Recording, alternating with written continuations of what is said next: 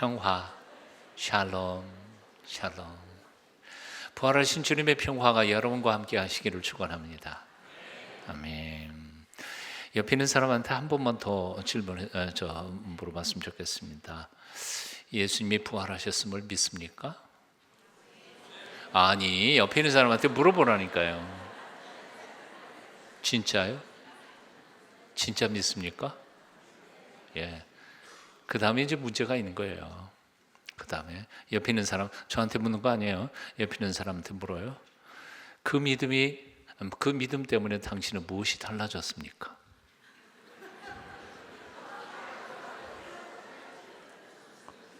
와, 심각한 질문이죠. 옆에 있는 사람한테 이렇게 한 번 더 말하겠습니다. 오늘 설교 주제가 그런 거래요. 오늘의 말씀 주제는 바로 그런 겁니다. 부활하신 주님을 믿고 그 믿음이 과연 나의 삶 속에서 무엇이 달라졌나 하는 겁니다. 아무것도 달라진 게 없다면 믿음이 무슨 소용이 있겠어요? 부활하신 예수님을 만난 초대교회 성도들의 삶이 완전히 달라졌습니다. 달라진 게 엄청 많습니다. 그러나 그 중에 가장 대표적인 변화, 가장 큰 변화는 재물에 대한 욕심이었습니다. 오늘 사도행전 본문이 주시는 주 메시지입니다. 변화 중에 가장 확실한 변화는 지갑이 열리는 것이다 라는 말이 있습니다. 뜻이 통하셨어요? 예. 아무리 좋은 말을 늘어놓고 해도 청산유수처럼 구수한 얘기해도 지갑을 열어 구제하거나 아니면 가난한 사람들과 나누지 않는다면 그 사람은 정말 가치관이라는 생각이 결코 바뀐 것 아니라는 거죠. 예? 말은 얼마든지 새로운 얘기를 할 수 있어요. 그러나 지갑이 열리지 않는 사람의 가치관, 그건 아직도 돈인 거죠. 그래서 존 웨슬레는 이렇게 말했습니다. 지갑이 회개하지 않은 사람의 회개는 나는 믿을 수 없다. 한번 따라해 보실래요? 지갑이 회개하지 않은 사람의 회개는 나는 믿을 수 없다. 하나님도 안 믿으실 거예요. 저도 안 믿고요. 생각해 보십시오. 돈 한 푼이라도 다른 사람에게 거저 나눠준다는 게 쉬운 일이겠습니까? 여러분 길거리 가다가 이렇게 벌리는 사람한테 주머니 있는 1,000원짜리 하나 꺼내서 내주는 것도 그게 보통 어려운 일이겠어요? 줄까 말까? 그렇잖아요. 하물며 죽어라고 내가 힘써 번 돈을 이유도 없이 남에게 나눠줄 수 있다는 것, 나눠준다는 것은 결코 쉬운 일 아닙니다. 어려운 일입니다. 그래서 믿음이 있다는 사람들도 11조 제대로 못하는 사람이 한둘이 아니거든요. 하나님이 인생의 주인이시고 복의 근원이라 신앙 고백은 철석같이 해놓고 청산유수처럼 신앙의 얘기는 말은 잘해도 정작 헌금할 때에는 지갑이 쉽게 열리지 않는 것, 오늘 우리들의 재물에 대한 돈에 대한 욕심 때문인 거죠. 그런데 오늘 사도행전을 보면 이상한 사람들이 등장하기 시작했습니다. 오늘 32절입니다. 여러분 뜻을 생각하면서 같이 읽어보실까요? 함께 읽습니다. 시작. 믿는 무리가 한 마음과 한 뜻이 되어 모든 물건을 서로 통용하고 자기 재물을 조금이라도 자기의 것이라 하는 이가 하나도 없더라. 믿는 무리가 한 마음과 한 뜻이 되어 모든 물건을 서로 통용하고, 통용이 뭐예요? 서로 나눠 쓰는 거예요. 네 거 내 거 없이 그냥 서로 나눠 쓰는 거예요. 근데 거기까지는 조금 이해할 수 있을 것 같아요. 그런데 그 다음 구절이 자기 재물을 조금이라도 자기 것이라고 하는 이가 한 명은 있었어요? 하나도 없었다. 야, 이거 세상이 어떻게 된 거예요? 세상이 어떻게 된 거예요? 이럴 수가 있는 거예요? 사람이 이렇게 바뀔 수가 있는 거예요? 어떻게 이런 일이 가능하냐? 그 말이에요. 오늘 본문을 통해서 우리는 적어도 두 가지 사실을 발견하게 됩니다. 첫째는 부활하신 예수님을 만나서 인생과 물질의 주인이 바로 다른 분이 아니라 하나님 그분 자신임을 그들은 확신하고 깨닫게 됐다는 거죠.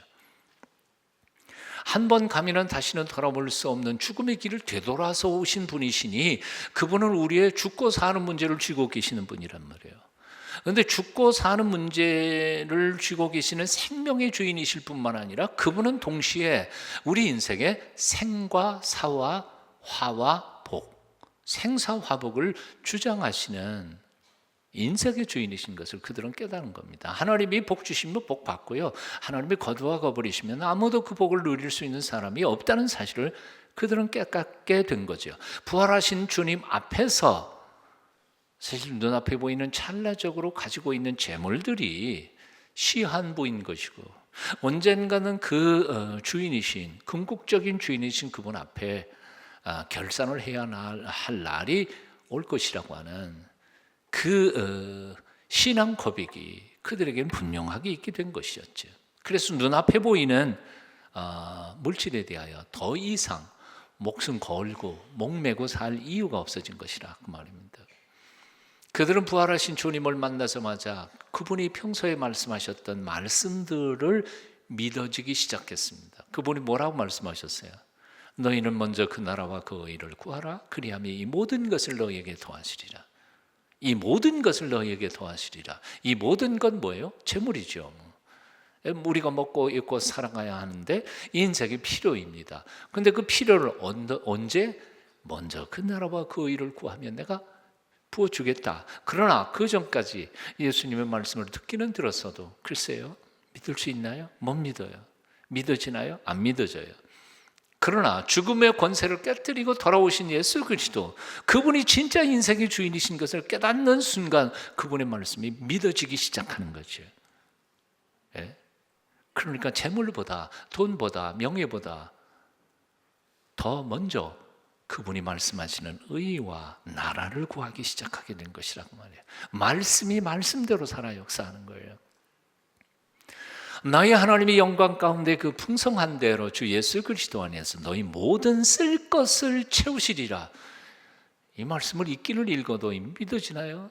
우리 쓸 것을 채워주신다? 하나님이 정말 안 믿어졌어요. 그러나 부활하신 주님을 만나고 난 후에는 그게 믿어지기 시작하는 거죠. 그러니까 재물에 매여서 살 필요는 없는, 당장은 재물의 주인이긴 하지만 매여서 살 필요는, 재물의 돈의 종이 되어 살 필요는 없는 존재인 것을 깨닫게 된 것이라고 말입니다. 두 번째 사실이 있습니다. 나누면 오히려 더 풍성해진다는 사실을 그들은 깨달은 정도가 아니라 경험 속에서 발견하기 시작한 겁니다. 사실 아까도 말했지만 초대교회 성도들도 우리와 다를 게 없죠. 소유욕에 남달리 마음이 비워진 사람들 전혀 아니었습니다. 우리하고 똑같았습니다. 내가 힘써 번 돈을 남에게 조건 없이 나눠준다는 것 어리석은 일이라는 사실을 너도 알고 나도 알고 다 아는 거죠. 그러나 부활하신 주님을 만난 후에 서로 가진 것을 나누어 보면서 나누는 기쁨, 버는 기쁨도 있지만 나누는 기쁨도 있더라는 거예요. 그리고 나누면서 살다가 보니까 오히려 더 풍성해지는 이 비밀을 깨닫기 시작한 거죠. 그리고 나눌 때 하나님은 더 풍성하게 채워주신다는 사실도 그들은 깨닫게 된 것입니다. 그래서 그들은 자신들이 가진 것 소유 너나 할 것 없이 나누어 함께 풍성하게 살아갈 수 있게 됐다는 겁니다. 사실 오늘날 교회들이 왜 이 일을 못할까요? 이유는 간단합니다. 믿음이 없어서 그렇지. 믿음이 없어서 그래요. 재물의 주인이 하나님이시라는 사실을 못 믿고요, 하나님께서 약속하신 그 약속의 말씀들이 진리인 것을 못 믿으니까요. 이분은 믿는다 그러면서 우리는 못 믿으니까 나누지 못하는 거예요. 오늘 본문에는 없다라는 말이 두 번이나 등장합니다. 32절에는 제 재물을 제 것이라 주장하는 사람이 하나도 없다. 근데 34절에 보면 그 중에 가난한 사람이 없었다. 없는 게 두 가지였어요. 첫째는 제 것을 제 것이라고 말하는 사람이 없었어요. 근데 그러다가 보니까 가난한 사람이 아무도 없었어요. 이상하잖아요. 그리고 재밌지 않아요? 저 혼자만 재밌는 것 같아요. 부정의 부정은 긍정이라 그랬어요. 없다는 말이 두 번 나오니까 그냥 다 풍성해진 거예요. 보통 우리는 내 것을 남에게 거저 나눠주면 나는 가난해진다고 생각하는 것 같아요. 그런데 신기한 것은 나누면 나눌수록 모두가 다 풍성해진다는 것. 이것이 바로 성경이 우리에게 가르쳐주는 나눔의 진리, 나눔의 원리라는 것입니다. 그저 긁어 모아 내 것만 삼으려고 하는 사람들만 살아가는 세상은 다 궁핍해요. 다 없어요. 왜? 있다고 하면 다 빼앗아 갈 테니까. 다 감춰놓고 다 가난해요. 그래서 못 써. 아세요? 자기 게 풍성하면서도 못 써. 비타민 C 많이 가지고 다니더라고요. 근데 난 나 먹을 것만 2개 가져왔거든. 이걸 나누자니 나눌 수도 없고, 그래서 어떤 사람은 아예 그냥 한 통을 가져왔어. 그래서 쫙 나누고 다 기뻐. 내 거는 얼마나 미안하고 불쌍했든지. 아이고 미안해요. 나누면 다 풍성해지는데. 현대는 네트워크 시대입니다. 주고받는 시대, 지식 정보도 주고받고 재물도 시간도 주고받는 시대입니다. 예전에는 기술이나 정보도 혼자 비밀처럼 딱 숨겨놓고 이제 남에게 나누지 말아야 가치가 있고 돈이 올라가는 것이었습니다. 심지어는 자식에게조차 비법을 전수하지 않았잖아요. 예? 그 얘기 여러분 들으셨어요? 아마 다 알겠지만, 집신을 삼는 아버지와 아들이 있었어요. 가갖고 시장에서 팔면 아버지 거는 다 팔리는데 아들 건 하나도 안 팔려. 아들이 하도 궁금해갖고 아버지한테 물었어요. 아버지 그 비결이 뭐예요? 안 가르쳐줘. 죽을 때까지 안 가르쳐주는 거예요. 아버지가 수음이 넘어가십니다. 아들이 아버지 그 비결이 뭐예요? 털 하고 죽었대요. 뭔 소리냐면 집신을 잘 삼아 놓고는 그 끝에 나온 털들을 다 이렇게 잘라버려서 깨끗하게 마감질을 해야 된다는 얘기야. 젊은 사람이니까 뭐 만들기만 할지 마무리를 잘못한 거지. 우스갯소리이지만 예전에는 그렇게 자식에게도 비결을 안 가르쳐줬지만 현대는 안 그렇습니다. 서로 정보를 공유해야 돼요. 준 사람만이 받을 수 있고요, 받은 사람 나눠줘야 하고요. 줄 줄도 모르고 받을 줄도 모르는 편협한 사람은 이 현대 네트워크의 세상에서 살아남을 수가 없는 거예요. 줄 것은 주어야 합니다. 그리고 받을 것은 받을 줄 알아야 합니다. 어떤 사람은 주기는 하는데 받지 못하는 사람이 있어요. 주고받으면서 모두가 풍성해지는 네트워크 시대의 특징입니다. 이것이 또한 한 번밖에 못 사는 인생을 행복하게 살아가는 비결이기도 합니다. 누가복음 6장 38절에서 주님은 이렇게 말씀하셨습니다. 주라, 그리하면 너희에게 줄 것이니 곧 후히 되어 누르고 흔들어 넘치도록 하여 너희에게 안겨주리라. 한번 따라해 보실래요? 주라, 그리하면 너희에게 줄 것이니 곧 후히 되어 누르고 흔들어 넘치도록 하여 너희에게 안겨주리라. 뭐 말이 긴 것 같죠? 그렇지만 간단해요. 옛날에 쌀 사본 적이 있으세요? 쌀 가게에서 쌀 사본 사람들이 이거 표현은 아주 간단합니다. 주라, 그러면 하나님이 너에게 줄 것인데 얼만큼 후하게 줄 줄 알아? 자, 어떻게 해요? 쌀 살 때 어떻게 해요? 쌀을 되긴 되는데 어떻게 해요? 깎아서 돼요? 후이 돼요? 후이 되어줘요. 후이 되어 호봉을 이렇게 해가지고 돼요, 말에. 그리고 그냥 후이 되어서 주는 게 아니고 후이 되어 그 다음에 어떻게 해요? 꽉꽉 눌러야 많이 들어가잖아요. 꽉꽉 눌렀는데도 더 들어가게 하려면 어떻게 해요? 흔들면 쌀이 흐르고 꽉 다져지잖아요. 흔들고는 그 다음에 또 넘치도록 해서 또 다시 한번 넘치도록 해서 그걸 가져가, 그런 게 아니고요. 어떻게? 안겨주리라. 와, 얼마나 재미있는 표현이에요. 내가 만일 다른 사람에게 준다면 하나님께서는 너희에게 후히 되어 누르고 흔들어 넘치도록 하여 내게 안겨주리라. 이것도 못 믿으니까 못해요. 제발 믿어주세요. 이거 하나님 말씀이에요. 제 얘기가 아니고. 얼마나 믿는 사람이 나올지 참 걱정이에요. 옆에 있는 사람 얼굴로 쳐다보시면서 누가복음 6장 38절 말씀을 제발 믿어주세요.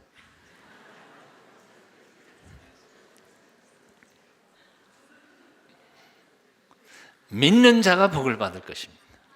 믿고 그렇게 나누어주는 사람이 하나님께서 그렇게 부어주실 줄로 믿습니다. 사실 우리는 줄 게 없다고 생각하는 아주 본질적으로 잘못된 생각을 하는 사람들이 있습니다. 하지만 돈 없으면요, 시간 나눠줄 수 있고요. 시간 없으면요, 말로라도 나눠줄 수 있고요. 말 위로하고 격려하는 게 없으면요, 하다못해 몸도 만날 시간도 없으면 기도할 수 있잖아요. 우리는 나눌 수 있어요. 얼마든지 나눌 게 있어요. 그게 지금 현재 나의 삶의 조건 따지고 행복 불행 따질 게 아니라고 말입니다. 사는 것에 회의를 느끼는 한 소녀가 있었습니다. 견디다 못해 그녀는 18살 되던 어느 날 달려오는 기차에 자기 몸을 던져 자살을 기도했습니다. 불행인지 당행인지 구사일생으로 목숨은 건졌지만 두 다리가 다 잘렸습니다. 그리고 팔도 하나 잘렸습니다. 남아있는 한 팔도 손가락 2개가 잘리고 손가락이 3개밖에 남지 않았습니다. 그런 그녀가 후에 예수님을 늦게 만납니다. 그리고 예수님을 알자 새로운 소망과 새로운 가치관과 새로운 세상이 열리기 시작했습니다. 그래서 외모는 비록 추해졌지만 옛날 비해 그 믿음 안에서 나오는 내면적인 아름다움이 생기기 시작했습니다. 아름다운 인격, 그리고 삶에 남을 배려하는 생각들이. 근데 그 내면적인 아름다움을 보고는 한 총각이 그 여인을 사랑하기 시작했고 마침내 청혼을 하고 결혼하게 됐습니다. 그렇게 사랑으로 시작된 결혼이었지만 결혼 생활을 하는 데에는 참으로 어려움이 많이 있었습니다. 그 중에 한 가지가 바로 남편이 좋아하는 감자국을 끓여야 되는데 감자 껍질을 깎을 수가 없었습니다. 손가락 3개로 어떻게 깎겠어요? 감자를 잡으면 칼을 잡을 수 없고 칼을 잡으면 감자가 도망가 버리고 손가락 3개 가지고 감자와 칼을 동시에 잡고 어떻게 칼을 깎아 보려고 그러는데 깎아지지가 않는 거죠. 그러다 보니까 절망하고 그만 쥐고 있던 칼을 자신의 꺾고 다시 한 번 더 죽고 싶은 생각이 났는데 그가 그래도 믿음의 여인이니까 하나님 앞에 엎드려 기도합니다. 그 순간에 하나님, 저 같은 사람에게 남편도 주시고 자녀들도 주셔서 감사한데 그 남편과 자녀들에게 오늘 감자국 끓여줘야 되는데 껍데기를 못 깎으니 어떡합니까? 지혜를 주십시오. 기도하는 순간 마음속에 평화가 오고 평화가 오니까 아이디어가 생각이 난 거예요. 감자를 도마 위에다 얹어놓고 칼을 잡고 가운데를 정면으로 팡 하고 치니까 2개가 쫙 났어요. 그거를 이제 평평한 면을 도마 위에다 얹어놓고 손가락 1개로 지탱하니까 도망을 안 가는 거예요. 그래서 나머지 손가락 2개로 칼로 껍데기를 깐 거죠. 그날 저녁 정말 맛있게 감자국을 끓여 먹을 수 있었습니다. 이런 식으로 어렵고 힘든 삶이지만 최선을 다해 살아가는 그 사소한 것들 속에서 감사하는 조건을 찾아가는 이 여인의 이야기 책으로 써 펴냈습니다. 바로 일본 다하라 요네코라고 하는 한 여인의 이야기인데요. 책 제목이 너무너무 감동이에요. 제목 한번 따라해 보실래요? 사는 것이 황홀합니다. 감동 좀 받으세요. 세상에 손가락 3개 가지고 사는데 뭘 황홀해. 황홀하긴. 그런데 사는 게 황홀해요. 사랑하는 마음만 있다면 아무것도 없어도 삶은 황홀할 수 있다는 가르침입니다. 1979년 노벨 평화상을 받은 테레사 수녀에게 영국의 방송 기자가 이렇게 물었습니다. 가난하고 소외되고 힘들어하는 사람들이 가장 필요한 것이 있다면 무엇일까요? 테레사 수녀가 그런 사람들하고 같이 사니까 물어본 거예요. 가난하고 소외되고 너무너무 힘들어하는 사람들에게 꼭 필요한 게 뭘까요? 그랬더니 테레사 수녀가 이렇게 말했습니다. 자신이 버림받은 존재라는 생각을 우선 버려야 합니다. 내가 버림받아서 이렇게 그냥 처절하게 산다. 그 생각 버리고, 두 번째, 아직도 하나님의 사랑을 받는 존재라고 생각하고, 그것을 기억하고, 마지막 세 번째, 자기보다 더 어려운 사람들을 섬기는 것입니다. 가난하고 버림받았고 소외되고 힘드는데 그들에게 가장 필요한 것은 그보다 더 가난한 사람들을 섬기는 게 필요하다는 거죠. 그 속에 희망을 찾을 수 있다는 거예요.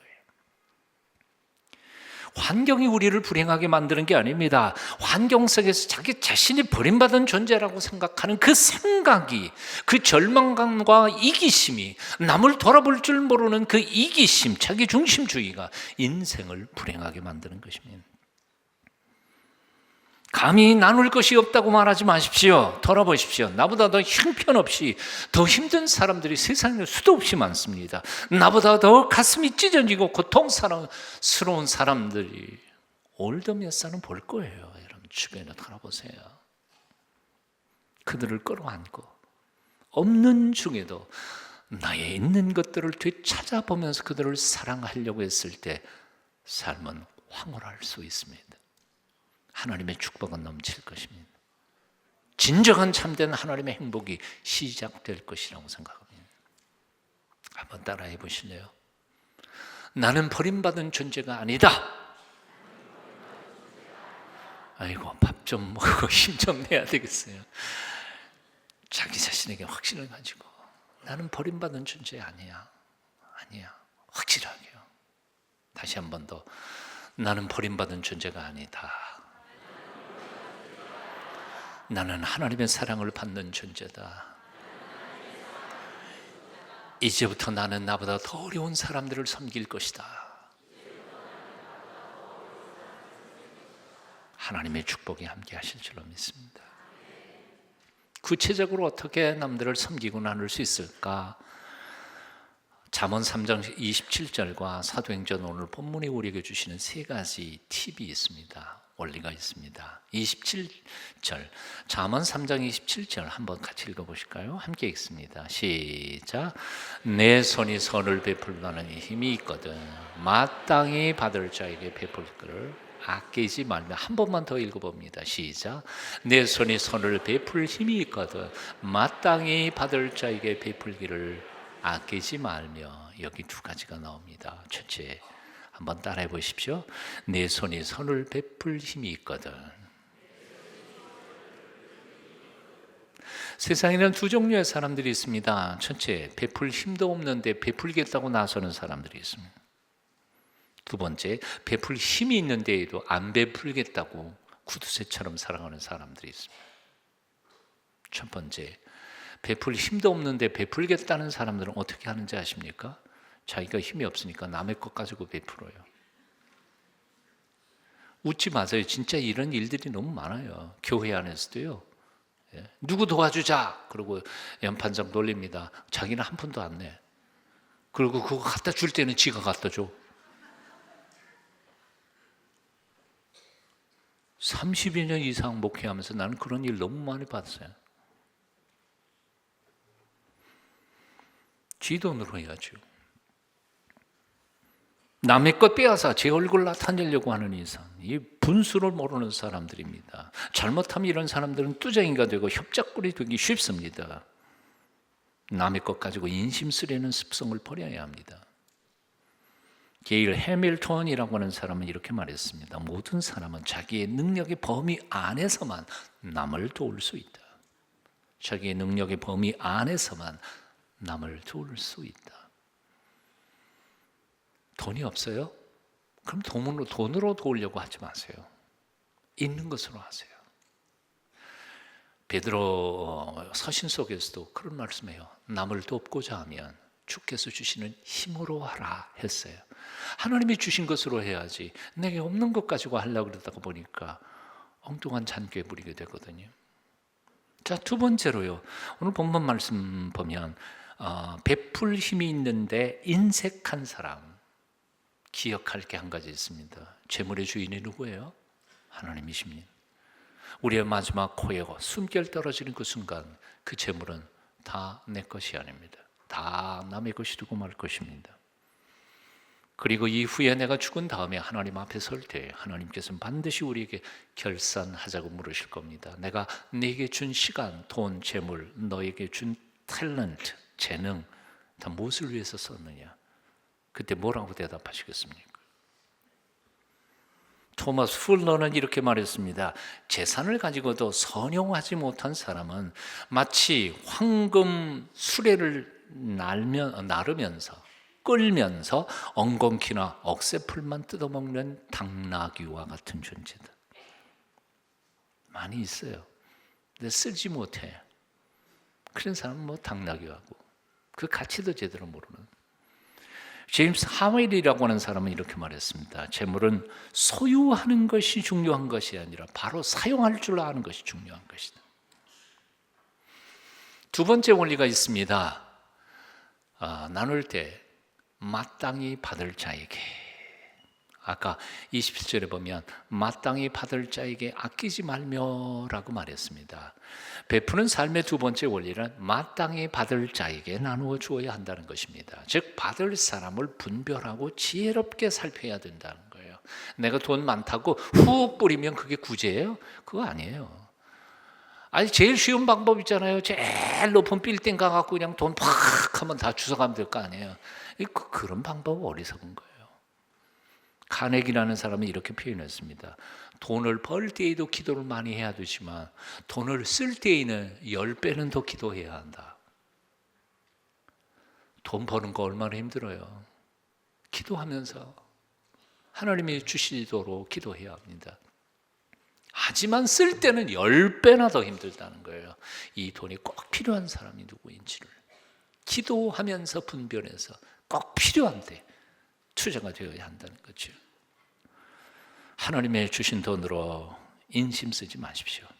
하나님이 기뻐하실 일에 지혜롭게 그 재물들을 함께 나눌 수 있는 성숙한 청지기들이 다 되실 수 있기를 축원합니다.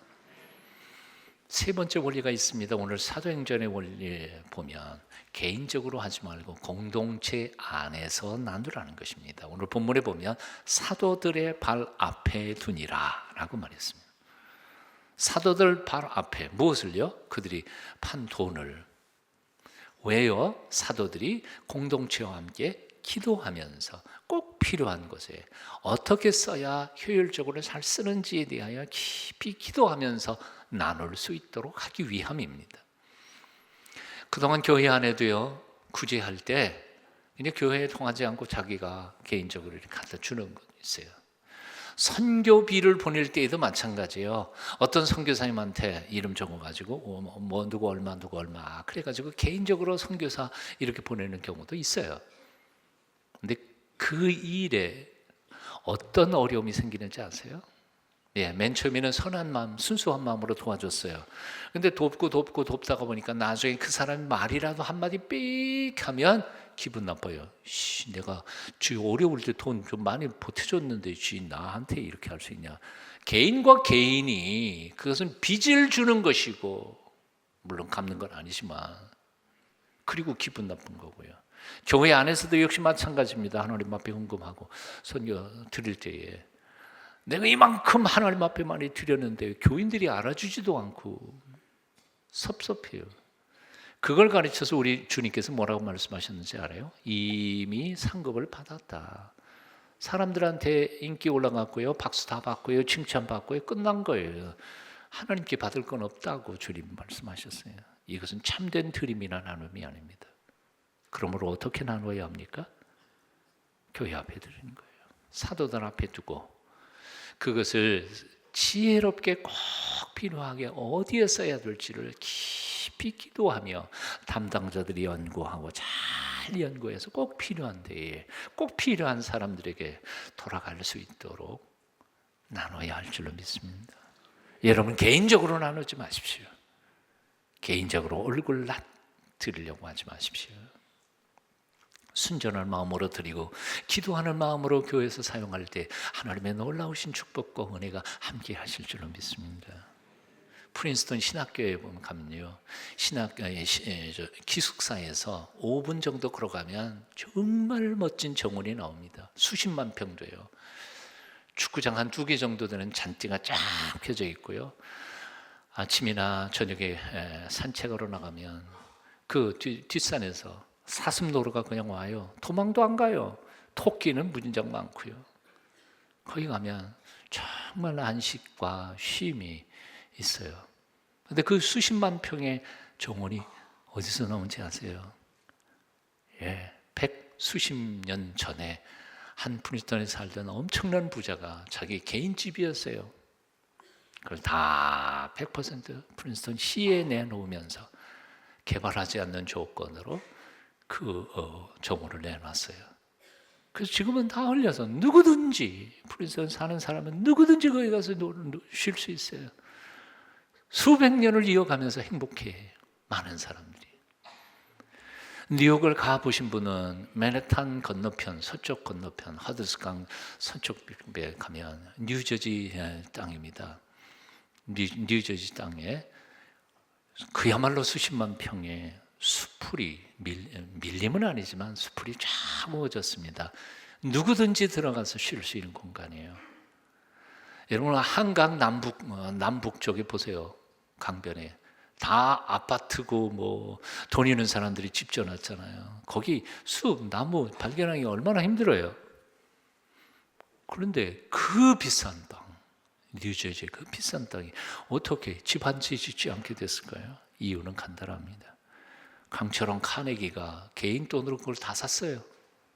삿포리 그는 뉴욕시에 주면서 여기는 영원히 미국이 존재하는 날까지 개발하지 않는 걸 조건으로 뉴욕시에 줬어요. 그래서 지금은 누구든지 거기가 행복해요. 미국의 복지는 법으로 된 게 아닙니다. 뭐 세법이 좋아서 그렇게 복지사회 된 거 아니고요. 면면이 흐르는 기독교인들의 나눔 정신, 그 헌신과 삶의 실천을 통해 지금의 미국의 복지가 됐어요. 근데 요즘은 미국이 그 기독교 정신과 신앙을 잃어버리기 시작하자 지금 거의 쑥밭이 돼 가고 있는 게 좀 안타까워요. 여러분 교회란 무엇입니까? 사도행전에서 말씀하신 것처럼 사도들은 부활하신 예수 그리스도에 대하여 부활의 메시지를 능력 있게 선포하고 그 말씀의 은혜를 받은 성도들은 이제 세상에 나아가서 하나님께서 주신 것들을 열심히 나누고 섬길 때 사람들은 행복해지고 세상을 아름다워지게 만들어가는 것, 이것이 바로 교회의 사명인 줄로 믿습니다. 우리 동순교회는 그런 교회가 되어야 할 줄로 믿습니다. 한번 외쳐볼까요? 꿈을 꾸면서 하나님을 기쁘시게, 사람을 행복하게, 세상을 아름답게. 말로만 그러지 말고 그건 아니고요. 말로만 그러지 말고 이제 나아가서 그렇게 사십시다. 하나님이 우리를 통해 세상을, 대한민국을 아름답게 만들어 가실 줄로 믿습니다. 기도하겠습니다. 주 예수님의 부활이 단순히 죽은 다음 우리의 영생의 근거가 되는 게 아니라 오늘의 구체적인 삶의 힘이 되고 능력이 됨을 인하여 감사와 찬송을 올려드립니다. 오늘 우리도 힘들고 어렵지만 주님 주신 부활의 능력으로 서로 사랑하며 나누며 참된 행복을 만들어가는 하나님의 거룩한 일꾼들, 성숙한 하나님의 자녀들 다 되도록 우리를 사용하여 주시옵소서. 예수님의 이름으로 기도합니다. 아멘.